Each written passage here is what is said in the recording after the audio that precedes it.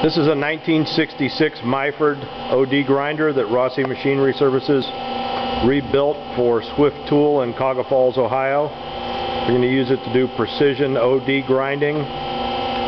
We added a Fagor 10i digital readout system for the in-feed and updated the workhead motor to a infinitely variable speed controller.